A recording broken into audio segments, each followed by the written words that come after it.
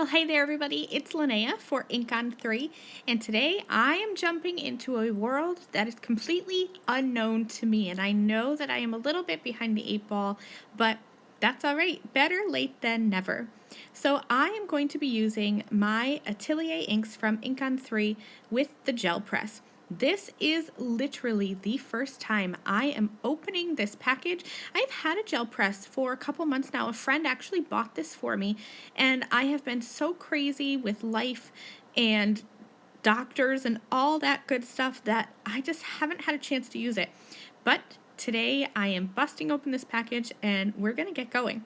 So I have just placed the gel press, which has a really weird feeling to me. It almost feels like a Jello jiggler that my mom used to make for me when I was a child.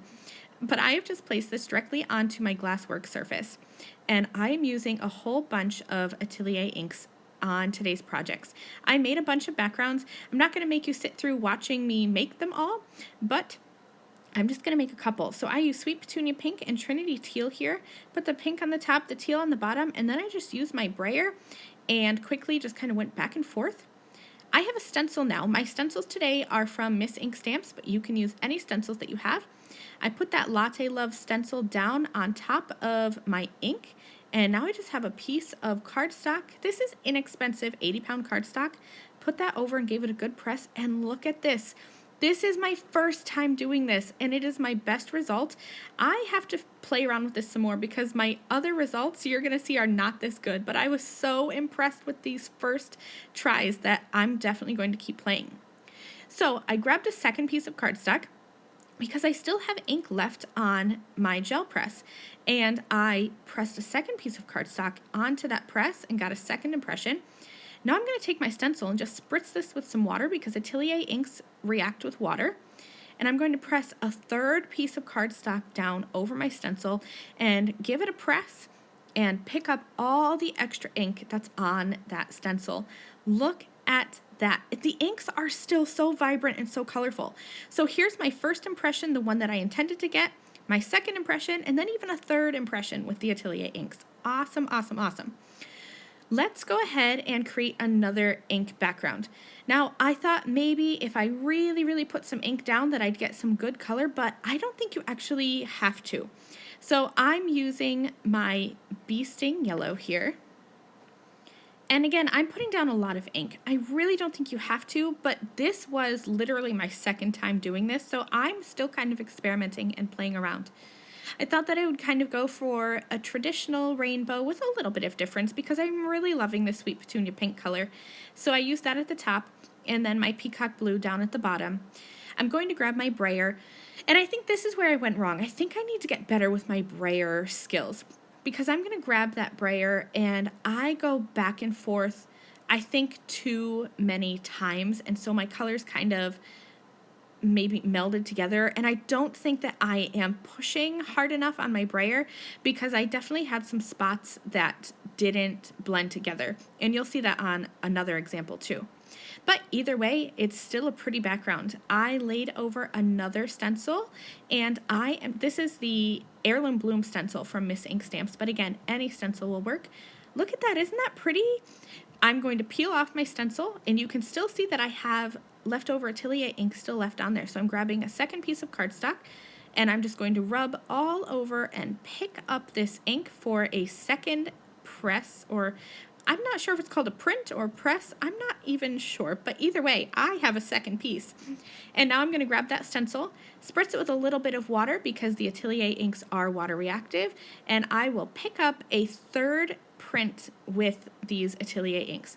It's really such a fun technique, and I love this third technique, how it kind of is just very light and very fine details because you're picking it up off the stencil. I'm loving that. So I'm going to do this a third time.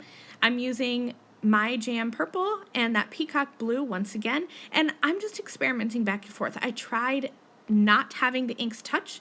I tried having the inks overlap a little bit. I'm not sure if it matters. I definitely need to play some more. And this time I just went back and forth once with the brayer, and I don't think that was enough. So this is definitely something I need to play with, but it's a very forgiving technique because even though you're going to see when I peel off my paper here, even though I had an area where the ink didn't mix together. I didn't go down or up far enough with the brayer. I just kind of went once back and forth across the middle. So that's why you can see the ink is blended there in the middle and then harsh at the top and the bottom. That was completely my fault, but you can die cut these pieces and get a really, really nice background. So here are all 3 of the patterns that I did. So 9 pieces of cardstock total, because I had that first impression where I pressed the paper over the stencil.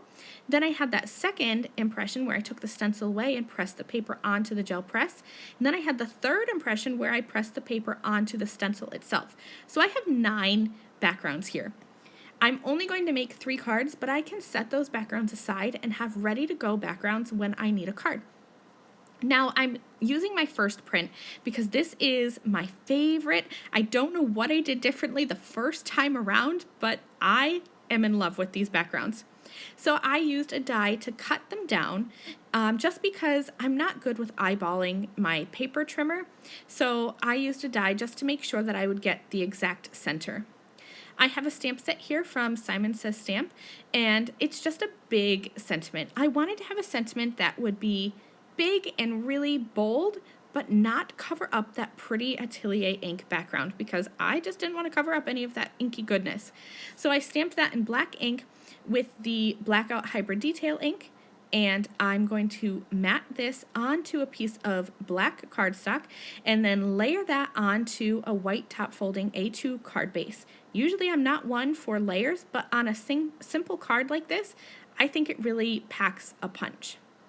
And I'm going to have 3 cards just like that, quick and easy and ready to go. So if you haven't tried your Atelier inks with your gel press, you really need to give it a try. These colors are so pretty, and it was really easy to make a bunch of backgrounds. So here's my impression, the one that you intended to make, where I laid the background over the stencil.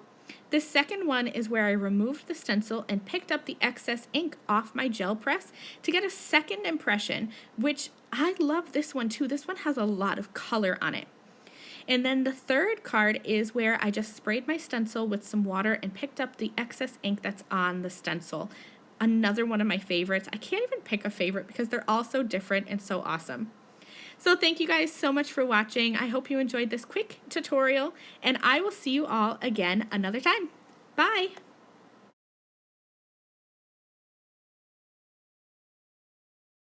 Thank you again very much for watching this video. If you liked this video and you'd like to see more from me, please hit that subscribe button that is on the screen now. And here are a few other videos that I thought you might enjoy.